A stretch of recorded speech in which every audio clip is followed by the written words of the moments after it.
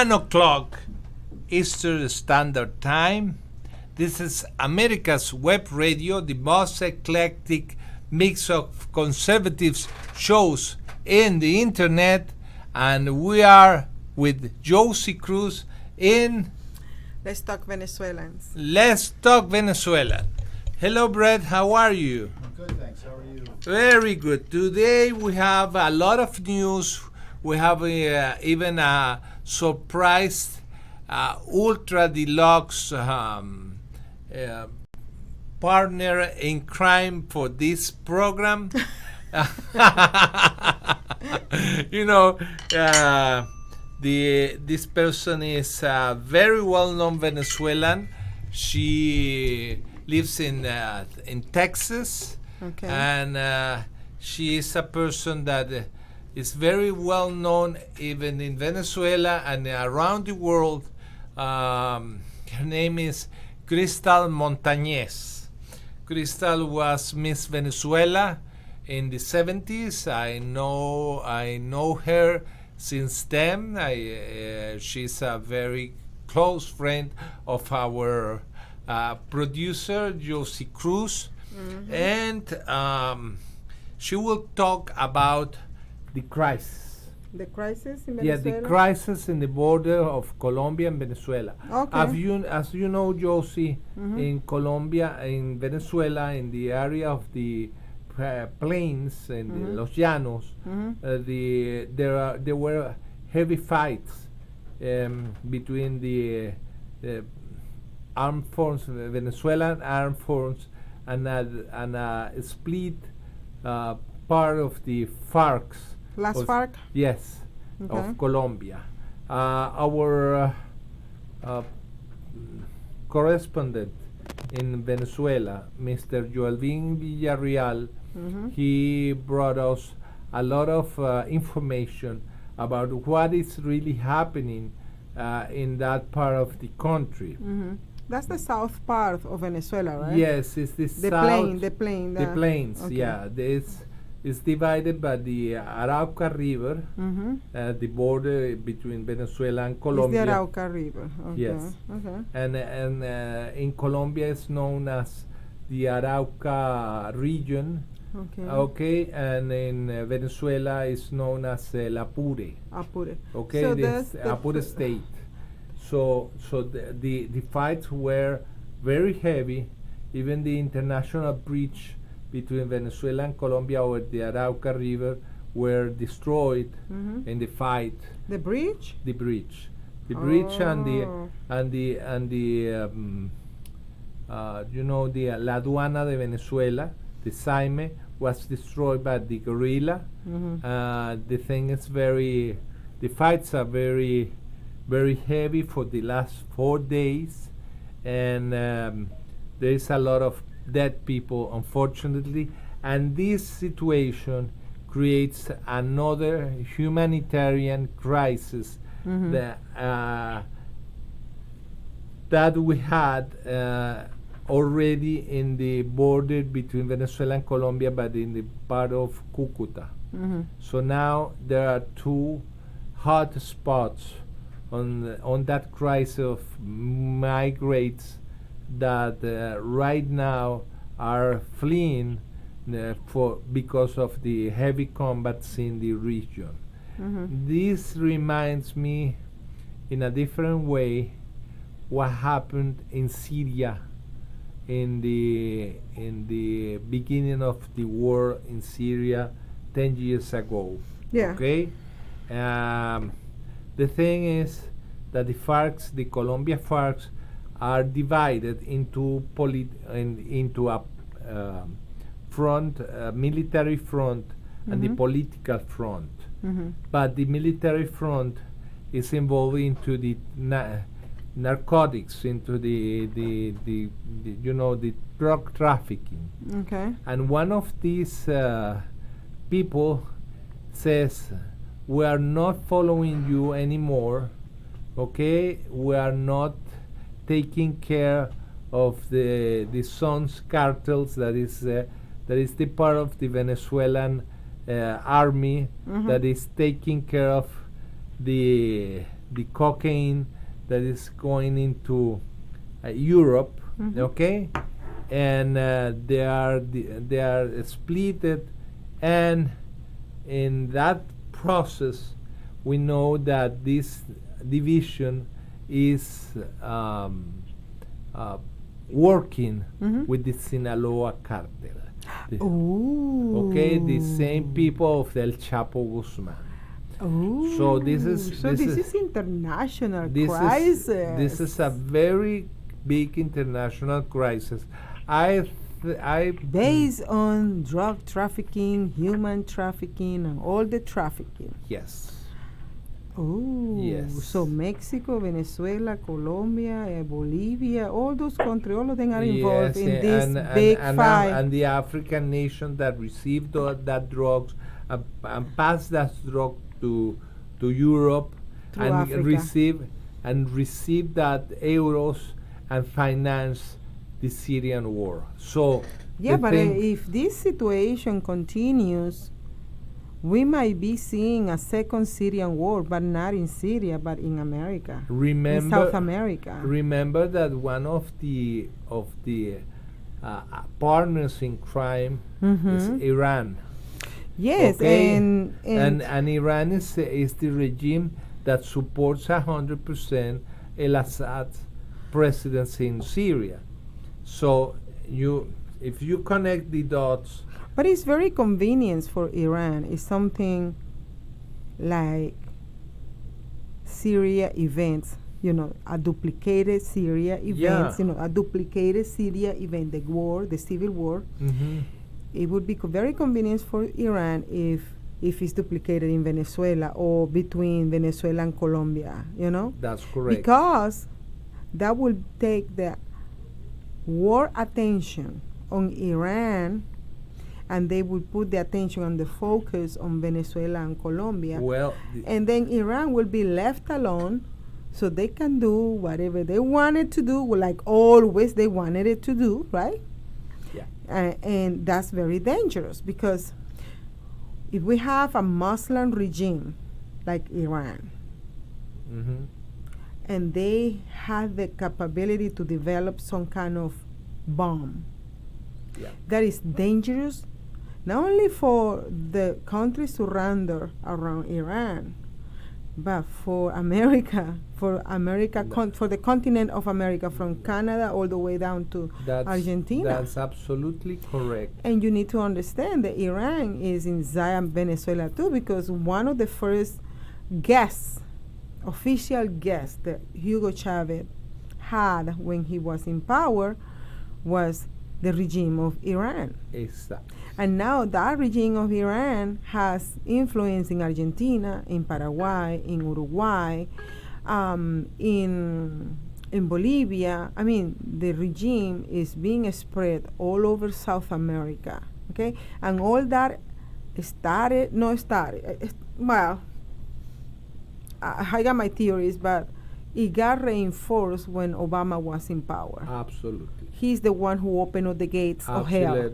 Remember what the Iranian regime said about they had already terrorist cells in the United States. And talking Iran. About that, it's not only Iran. Is Saudi Arabia, is Palestinian. Yes, but what Iran declared is that they have already cells sleeping cells. Sleeping cells in the United States. I believe that because if Venezuela say that they have the Bolivarian circles in here. Okay? The Bolivarian circle is communist. Yes. Okay, the Iranian sleeping cells is terrorism. So one way or another, they're going to be attacking to destroy and bring down America. What was the name of the guy who committed the massacre in Boys in Colorado?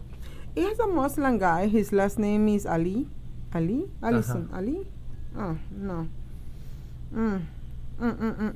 We work very close to that area. Yes. Yeah, we were doing some driving. But the thing is, we're beginning to have the same pattern that we had during the Obama Obama administration. Yeah, with the Obama era, exactly. In Boulder, Colorado. In Boulder. Yeah, in Boulder. And the guy's name is Aliwi. Ahmad Aliwi. Uh-huh. Sí, but the problems are the assault rifles. Yeah, but they're continue calling him the white man. Yeah. But they're not calling him the Muslim white man. Exactly. Okay, because he did this to 10 people in Boulder, Colorado, because of the religious. Exactly. He's religious. Yes. Okay, and that's the problem that we're having with the Muslims in America is they are coming here but they are not assimilating. They are not learning. They don't want to learn. They just want to come and kill people if they don't assimilate to them. It's like pretending at 1%. When they put a mosque, what they said? That when they build a mosque in a city or in a town, they are declaring that place belongs to them. It's a Muslim territory. It's a Muslim territory. It's not United States territory. It's not exactly. Okay. So they are coming here with a very clear message, with a very clear goal. Okay, and the communists are helping them out because they are plotting the road for them. Yeah. Okay, they are plotting the road. The communists. What I'm talking is the communists are plotting. They are breaking America down, and then by calling, for example, this guy, the white man who killed 10 people in Boulder, the white man, but they are not calling them Muslims. And then somebody asks why they are not saying that he's Muslim. We need to understand and accept the reality. The media in United States is under control of the Muslim Brotherhood. Okay? Exactly. 8 years of Barack Obama in government were not in vain.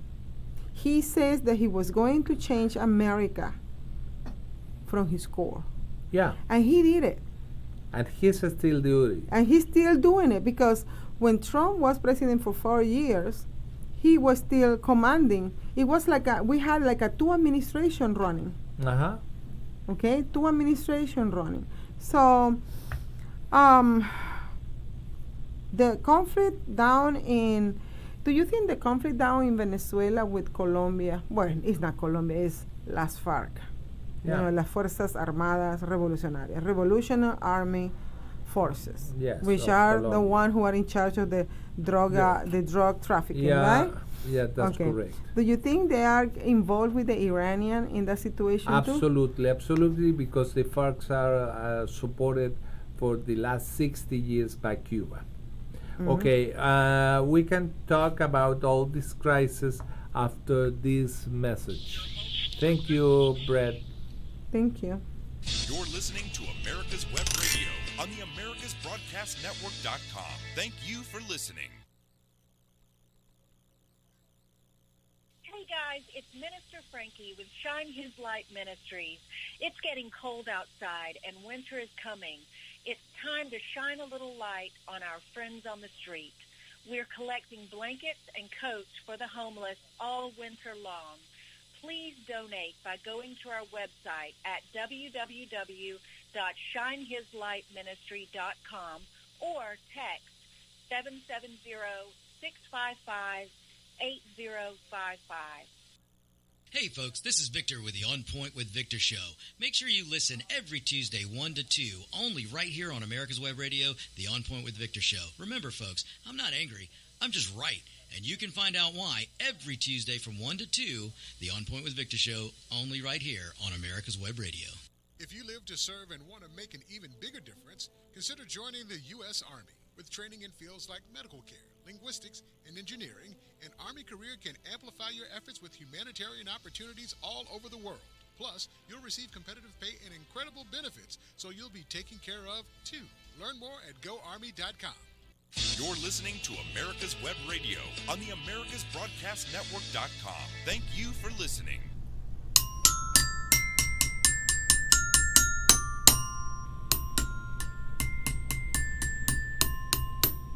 Partida, y ahora sí tenemos en la línea a Cristal Montañez. Buenas tardes, Cristal. Hey, hola, Carlos. Hello, Hola, Carlos, Cristal. Yes, it's in English today. Okay. Okay. Well, Crystal, we were talking about the heavy crisis that we have in the border with Venezuela and Colombia. To begin with, who is Cristal Montañez? Hello? Carlos, ¿me escuchas? Yes, yes. Okay. Okay. Who is Cristal Montañez? Yes. Who is Cristal Montañez? Right now, I announce you as a very close friend of Johsie, a former Miss Venezuela, and a person who realized a lot of humanitarian causes. What is going on? What is Cristal Montañez doing in the border between Venezuela and Colombia? I am serving as an instrument of facilitator in the coordination of an international project known as Hope for Venezuelan Refugees. And the objective of the project it is to respond to the food insecurity and hunger affecting the Venezuelan refugees, migrants, and walkers, caminantes, that are crossing the border, Colombia-Venezuelan border, even though right now it's closed and it's been closed since COVID, going through trochas. Trochas are informal territories who are extremely dangerous. They are plagued by ELN, by the guerrilla sparks, by armed groups, informal groups, paramilitaries, goons from the Venezuelan regime, etc. So the population that is actually coming from Venezuela are really at risk. They have to go to tremendous challenges, and on top of that, they have no money. Because Venezuelans are making the highest value right now published, $1.20 per month. So it takes 244 minimum salaries to buy one packet of flour to make harina pan, to make arepas, which is the Venezuelan bread. So what are people doing? Why are Venezuelans fleeing their country? They have been forced to flee their country because there is a scarcity, lack of food, lack of medicine. There is no electricity, there is no gas, propane gas to cook, there is no gasoline in the second largest producer of oil in the world with the largest reserve. So Venezuelans are leaving, and when you talk to people and you ask them, why are you leaving everything little or much that you have, they'll tell you, we're dying of hunger. So the number one priority for the Venezuelans in Venezuela and the Venezuelans that are part of this humongous human displacement, the largest in the continent and the second largest in the world, is access to food. So we are responding to that need. What is the I'm number? sorry for the long answer, but that's the bottom line. No, it's good. What is the largest humanitarian crisis in the world right now? It is the Syrian crisis. But the Syrian crisis. Okay. The Syrian crisis it's a result of 8 years of war. And the neighboring countries around Europe are used to war and are used to receive refugees. Latin America is not used to this largest displacement of people. Therefore, our neighboring countries, even though they opened their countries with open arms, and then they realized the challenge that they were confronting because they were not able to cope and offer services to this large population. Just imagine, let's take Colombia for an instance. Colombia is hosting right now about 2 million Venezuelans. Wow. Documented 1.8 million. Add to that 845,000 Colombian returnees. Who are the Colombian returnees? Are those Colombians who lived in Venezuela all their life, who might not even have ties to Colombia or a place to go in Colombia, that were expelled by the dictator Nicolas Maduro. They were expelled from our country, and they have no other choice that leave Venezuela and find another place to go. Many of them, of course, try to stay in Colombia. Others continue walking with the Venezuelan to Ecuador, Peru, etc. But we all know the problems that we have in Ecuador and Peru with the xenophobia. many times induced, that means paid by the regime in order to cause chaos, rejection, and crime against the Venezuelans. And other times are xenophobias that are a result of too many people in a country that is not ready to receive a migrant population. And they have no way to accommodate them. So this migrant population is all over the streets. The streets don't have public services. There are no public bathrooms on the streets.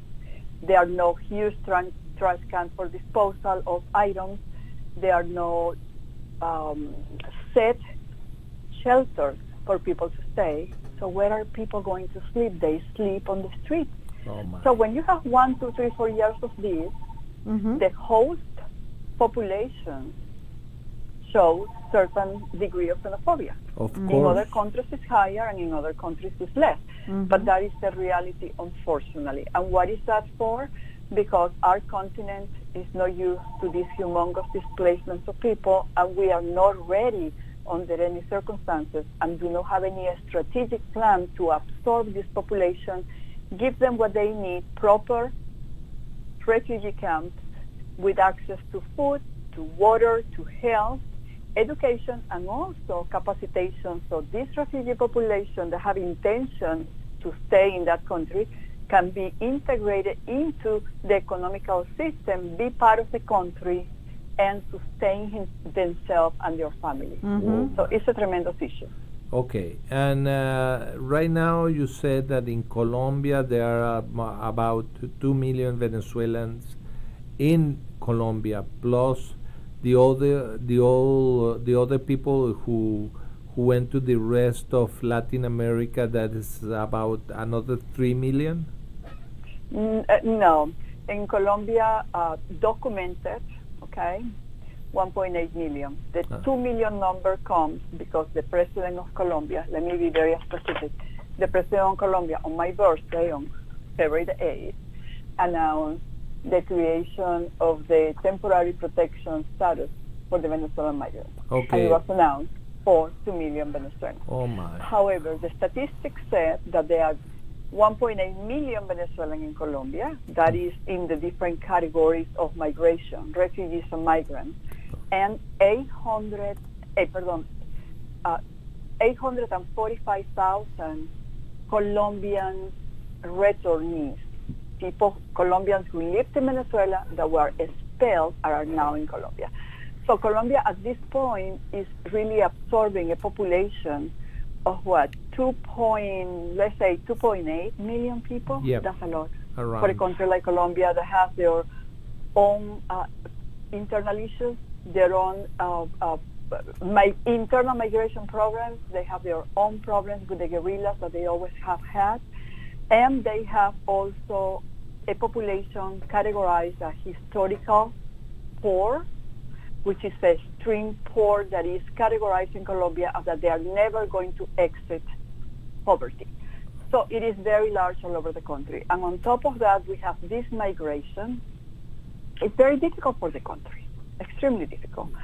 So hopefully with this new temporary, the TPS for the Venezuelan migrants in Colombia, will help over time to solve some of these issues and allow the Venezuelan migrants to be integrated into the economy and to be a productive part of the economy in Colombia and be able to, as I said, help themselves and their families and contribute to their new host country. Wow. But all this takes time, and all this takes a tremendous amount of resources. How do you provide identification, 10 years temporary permit, access to health, to the health system, access to education, shelter, and capacity training to this population? Just food. I really pray and hope that this can be achieved, but I do know by experience that this takes time.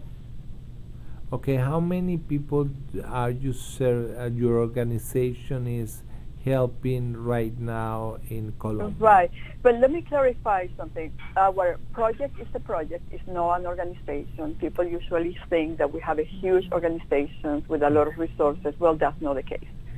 Our project is a civic society project that was born in a Rotary Club here in Houston called the Houston Club. We created the project in order to respond precisely to the food insecurity, to the lack of food, in order to help improve the condition of undernourished condition of the migrant population. So we began a very short project for 6 months. I went to Colombia for the first time regarding this project in August 2018. Up to today, I can give you a guess of how many people we have served. However, I cannot assure, and I'm going to explain to you why. From January 2019 to the end of March, we're still counting numbers of beneficiaries. We have distributed more than 860,000 meals. Wow. That doesn't mean that we have served 860,000 people. No. Because when we serve 14 different locations pre-COVID and 8 locations post-COVID, during COVID, it could be that Maria and Juan walk from Venezuela and arrive in Los Patios, and they have a meal in Los Patios and they sign up the registration sheet. But Maria and Miguel got to Pamplonita after 8 hours of walk and ate again and sign up. So it could be that they eat in many different places of the food distribution centers and shelters we are supporting, and we cannot count them every time they sign up. But we do keep track of the numbers of meals, which is different. If I have to guess, I assume that we have benefited probably 500,000 people. Wow. But we do have the documentation because we try to be very tangible and accountable for. We have a bank of signatures and data collected for the last 2 years and 3 months that leads to a number of approximately 860,000 meals that have been distributed to people. First, we began taking individuals' information. Okay, Then we changed the strategy. Crystal, we are going into a commercial break, and we'll be back with you, okay? Sure, absolutely. Okay. If you live to serve and want to make an even bigger difference, consider joining the U.S. Army. With training in fields like medical care, linguistics, and engineering, an Army career can amplify your efforts with humanitarian opportunities all over the world. Plus, you'll receive competitive pay and incredible benefits, so you'll be taken care of, too. Learn more at GoArmy.com. Hello, I'm Dr. Mike Karuchak. Have you ever wondered what doctors talk about amongst themselves? If you do, join us on the Doctor's Lounge and hear the doctors' conversations amongst themselves. Join me and my co-host, Dr. Hal Schertz, every Thursday morning, 8 to 9 a.m. Ladies and gentlemen, boys and girls of all ages, join me, Roger B., every Tuesday at 1400 hours right here on America's Web Radio for the Locked and Loaded Show. We will talk about guns, weapons, ammo, gun accessories, prepping, and so much more. So be sure to join us every Tuesday at 1400 or 2 p.m. for Locked and Loaded on America's Web Radio. You're listening to America's Web Radio on the AmericasBroadcastNetwork.com. Thank you for listening.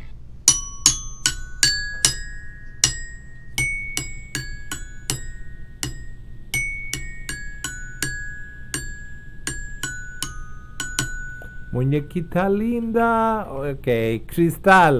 We are with Cristal Montañez, and she's talking about the humanitarian crisis that we have in the border between Colombia and Venezuela. And the big question is now, we have a state of emergency, or sort of, with the war against between the FARC and the Venezuelan armed forces in the area of Apure, the Arauca. How that crisis or that armed confront is affecting right now your organization? Well, it's affecting Colombia, really, because since these confrontations between the Venezuelan Armed Force and the FARC began, yesterday the director of Frontier of Colombia, Lucas Gomez, he's the presidential delegate for border control between Colombia and Venezuela. He announced that since this issue began just a few days ago, 3,000 people have arrived in Colombia fleeing. Only from the weekend, 3,000 people arrived in Colombia this weekend due to this conflict. So from the weekend, and it was announced yesterday by Lucas Gomez. So what is going to happen here? Colombia is going to be flooded with even more people. We are in the process of closing our project, and of course, our resources are gone, and the food is gone. Every project has a beginning and an end. Ours has been renewed 4 times. We don't believe the international donor is going to stay in Colombia any longer because they have 73 countries that they're working with. They stay in Colombia. It was going to be a 6-month contract. It ended up being 2 years and 3 months. Wow. So what's going on? Yesterday, actually, I didn't sleep because the phone didn't start clicking and beeping because our communication group, a WhatsApp group where all the shelters communicate, we were able to acquire a very small donation to provide 300 meals per day after providing 1,300 per day. So it's tremendous reduction, right? 1,300 with international cooperation. 350 just trying to do something so people are not left without food. And I just want to mention that at the beginning of the project in 2019, we were feeding between 4,500 to 5,000 people per day. So let's go back to today. How is this affecting? Yesterday, in one of the shelters at the entrance of Pamplona is very cold right now. Venezuelans are arriving without coats, without proper shoes. Kids have no blankets. It's really, I never seen any crisis like this, and I worked 12 years in Pakistan, just to give you an idea. In this shelter that we provided limited 80 meals per night, it was based on the numbers that were tabulated and evaluated last week. Last night, they have 250 people that arrived.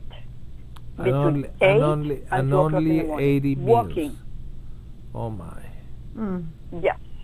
So we got all the panic and all the pictures and many children, women, and grandparents because the men already left. So there's different situations. There are situations where the men left, and then because of COVID, remember we have a bi-directional migration towards Venezuela because people were evicted from their places, and they lost their jobs. They couldn't be outside selling on the informal businesses because of the quarantine.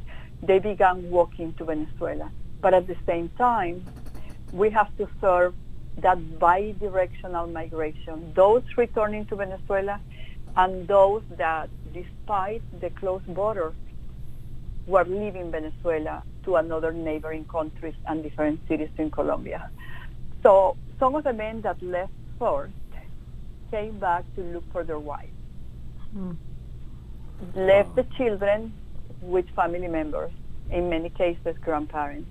Guess what's happening right now? Because of the hunger and the lack of access to food. And it's not that there is no food. If you go to the Iranian grocery store, you find the most luxurious food that you can find in any grocery store over here. Yes. What is that is they don't have is the cash, the money to access the food. You cannot buy anything with $1.20 a month. So right now, the population that is arriving is mainly women with children or grandparents with children.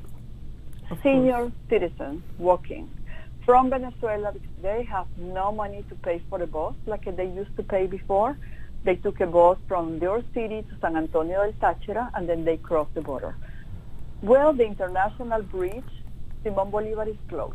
So they have to go to the very dangerous trochas, the greenways.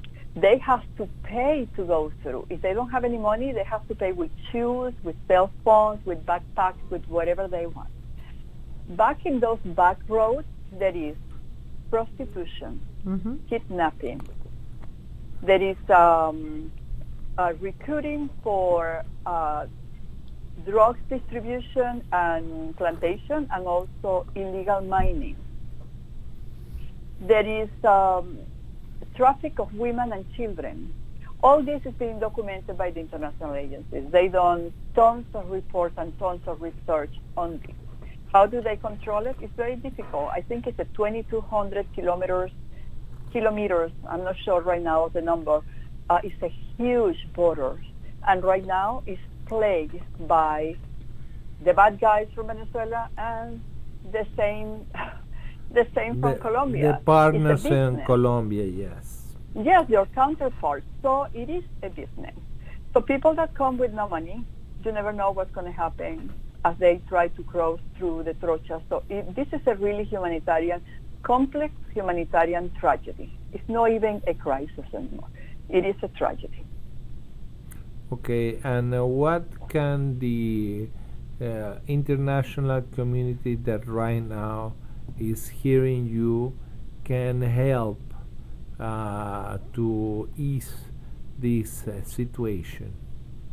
Well, the international communities right now are trying to figure out how to coordinate a national strategy to absorb 1.7 to 2 million people. That's a huge task. And how? So that's what they are trying to do. And how right the now. people who is hearing you can help the project that you manage for your cause. How Sure. can?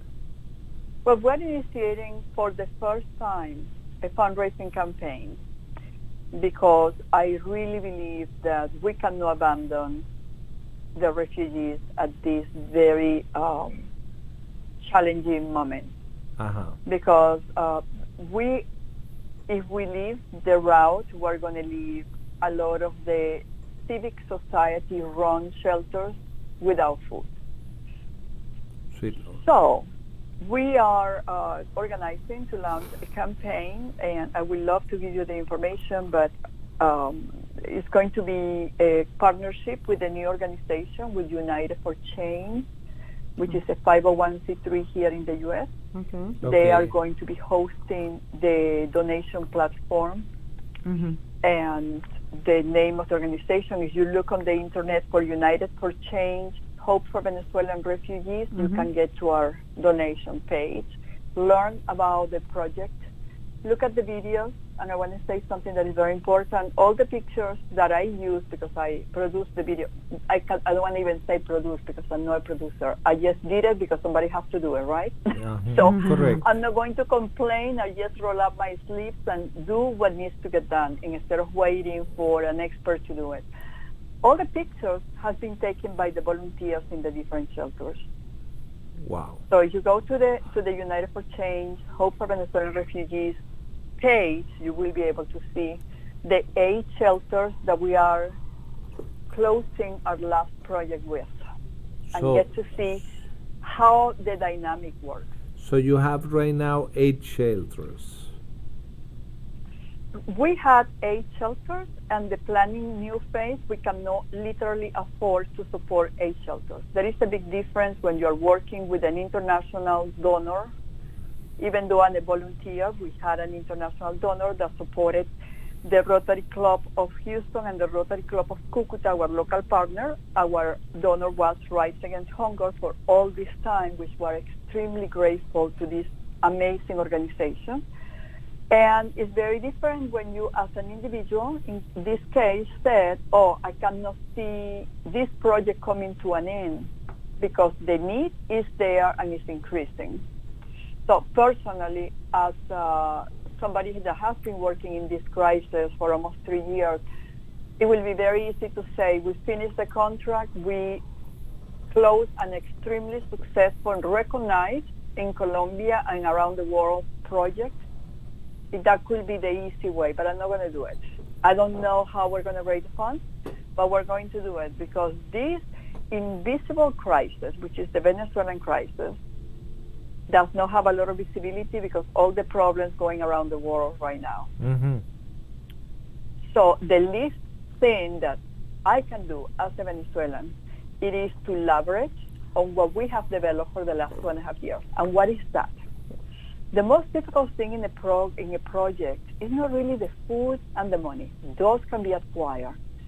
The most difficult thing to have and the most value is to have the people, the volunteers that are committed to cook, to go into the forest and find wood to shop because there is no money to pay for gas, and set up over a big, humongous pans that they set on the open fire every day to cook, to find the coordinators that offer their homes and their kitchens, who are Colombians, who are very humble also, who open their homes to the Venezuelan caminantes, the walkers, and those walkers now are volunteers and have a place to stay and a place to eat. We were working in this last phase with 49 volunteers. 49 volunteers to help. Yes. So what happened with those volunteers? I've been working with most of those volunteers for over 2 years. Wow. Now, my question is, and I'm convinced these people are not human. As I tell them, I say, you guys must be angels dressed like human because it is hard work. They get up every day before 5 o'clock in the morning to make sure that at 5:45, 6 o'clock in the morning, the people have had their breakfast and are on their way because they need to walk 8 to 10 hours to get to the next place. Oh my. Okay. So going back to the fundraiser, you can have a lot of money, but if you don't have the system in place, you don't have the places that have the capacity to cook, that know how to do it, that are willing and committed to distribute the meals and also to keep track of the inventories and the distribution of the meals, it is very difficult to do a project like this. Okay, So you will explain that last part in the next 15 minutes. We are going into commercial breaks, and we'll be back with Crystal Montañez and Johsie Cruz talking about the Colombian-Venezuela crisis that is plaguing that zone during the last 2 years. Hey folks, this is Victor with the On Point with Victor show. Make sure you listen every Tuesday 1 to 2, only right here on America's Web Radio, the On Point with Victor show. Remember folks, I'm not angry, I'm just right. And you can find out why every Tuesday from 1 to 2, the On Point with Victor show, only right here on America's Web Radio. If you live to serve and want to make an even bigger difference, consider joining the U.S. Army. With training in fields like medical care, linguistics, and engineering, an Army career can amplify your efforts with humanitarian opportunities all over the world. Plus, you'll receive competitive pay and incredible benefits, so you'll be taken care of, too. Learn more at GoArmy.com. Whether cruising the Strip in a 57 Chevy or taking the family on a vacation in a 71 Oldsmobile Vista Cruiser, you need to tune in to Classic Cars with Steve Ronaldo and Jim Weber every Saturday from 8 to 9 a.m. on americaswebradio.com. You're listening to America's Web Radio on the americasbroadcastnetwork.com. Thank you for listening.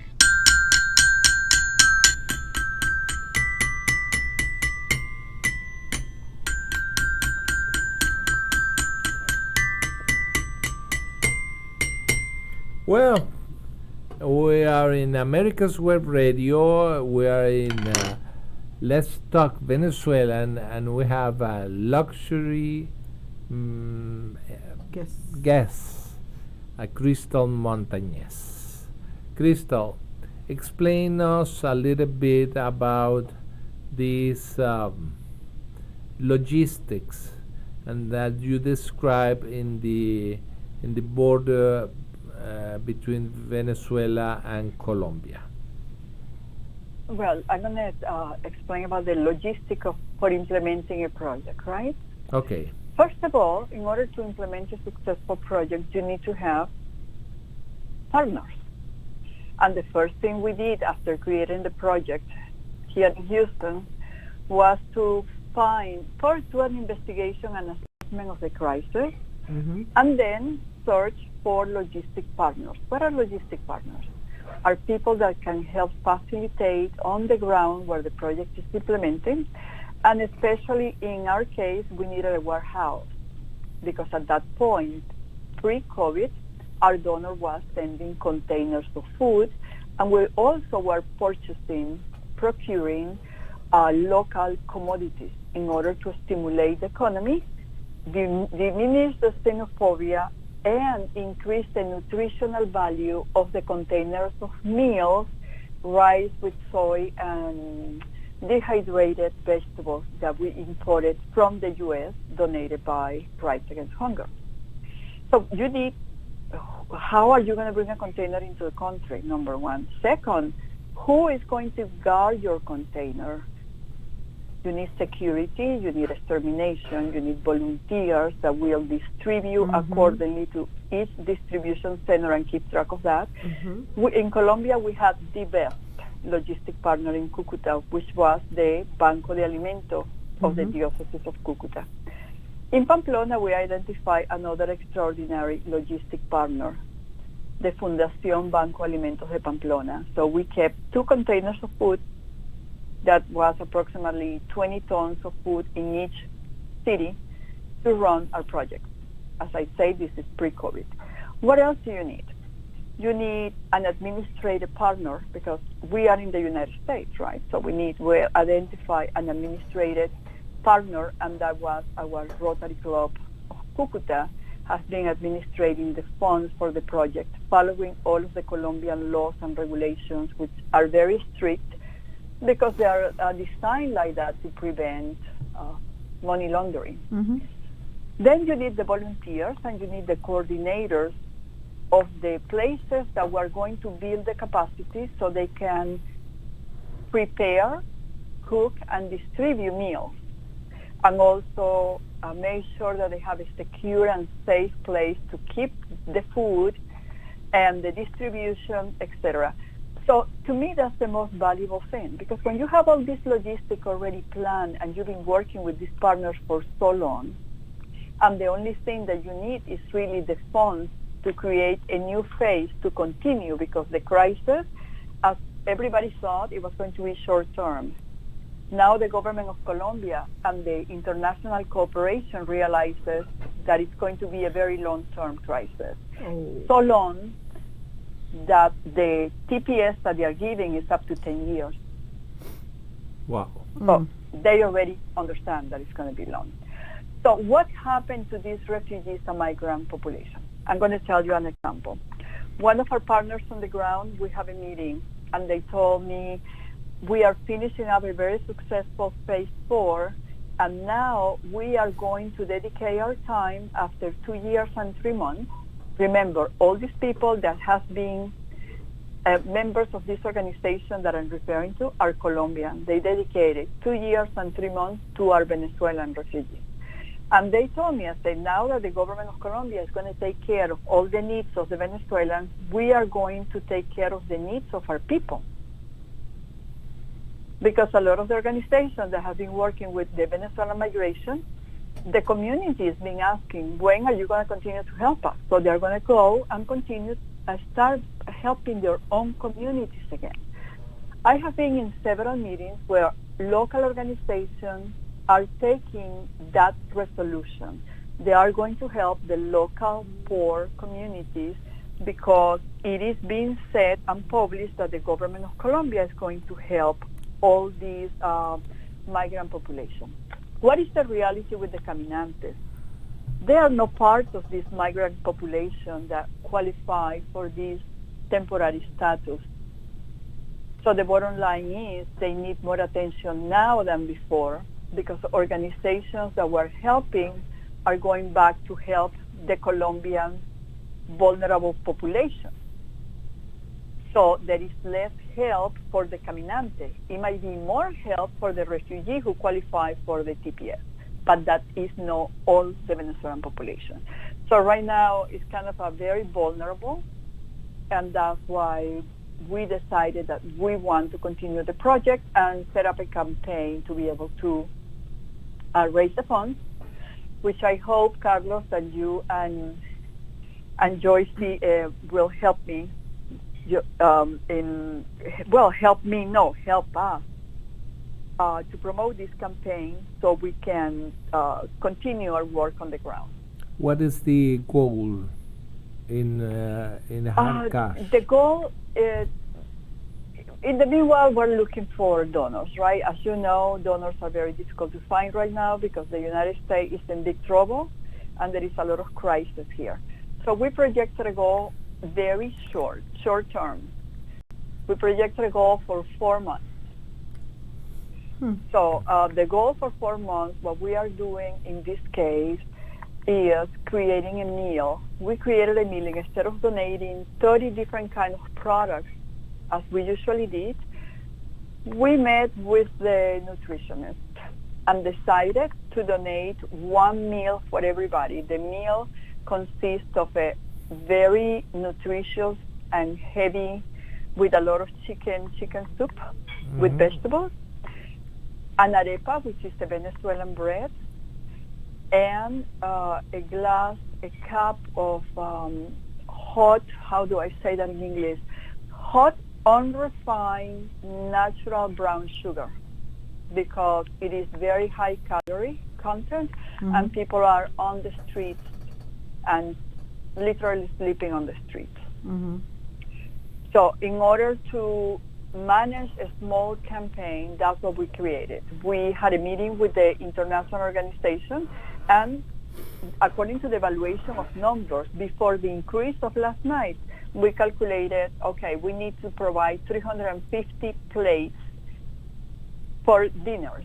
There are dinners mainly that we're going to supply. A French organization has been assigned by the international cooperation to provide the breakfast and lunch. However, their breakfasts are arriving too late, so we've been asked by 2 shelters to provide breakfast also. That brings us to a 350 meals per day that we are committing. Each plate of soup with the arepa and the agua de panela, hot panela water, end up costing, if the dollar doesn't drop completely, right? Because when you're working with currency exchange, things could happen, about 36 cents of a dollar per meal. Okay. So in reality, one day, if we were to calculate 350 meals per day, it will be $126 to produce those 350 meals. Per day? Yes. So you are talking about 18 weeks, isn't it? Well, what we did a projection first for 56 days, 8 weeks. 8 weeks. And 8 weeks will provide, during 56 days, 19,600 meals. And it will cost approximately $7,017. And that is literally for 8 weeks, that's 2 months. So we're going to calculate 4 months, we'll just duplicate that. But we just want to we did a test already with the small donation that we got, and the bottom line is the food commodities that we donated Friday before last, planned for 2 weeks with this nutritionist for 350 meals, were not enough. We have 2 shelters who have run out of meals yesterday because of the increase of migration, which is unpredicted. Sometimes the migration is low, sometimes it's constant, and sometimes it just increases. So we have to go with average, right? So that's what we decided. And when you're starting a new project, I really believe in starting very small. After coming from a middle-sized project with all the funding I need to go to a very small project because there is no funding. As we get the funding, then we have the capacity of calculate very quickly how to grow the project, how to increase the meals, and how to bring more of the centers that we took out of the list, that actually were 4 that we took out of the list. So out of 8 centers that we been supporting on the humanitarian route all throughout COVID and before COVID, we are only keeping 4. Okay, Cristal, the time is over for the English version of Let's Talk Venezuelan. I would like you to send us your last thinking about all this and your message for the international community. Yes, no, I appreciate very much this space to share about this crisis.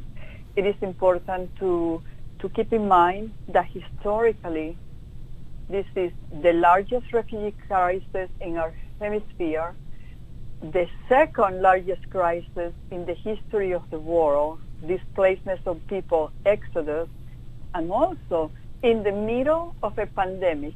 So we have 3 very critical elements that join together that make worse this tragedy that is happening in my country, where communism is reigning, where we have our country is controlled by the transnational organized crime and terrorism, and people are forced to flee the country in these circumstances.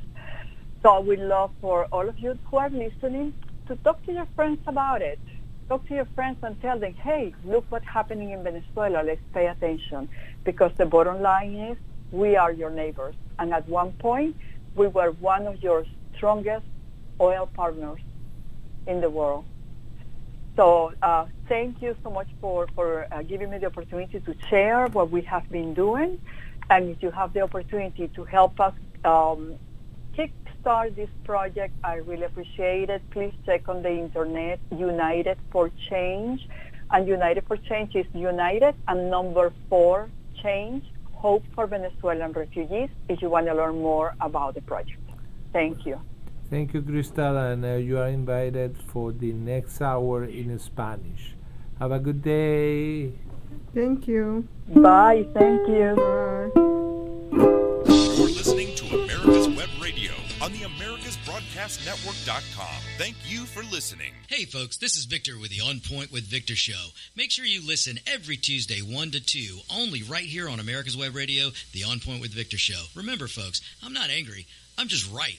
And you can find out why every Tuesday from 1 to 2, the On Point with Victor show, only right here on America's Web Radio. Perhaps you are struggling to cope with the disease of addiction.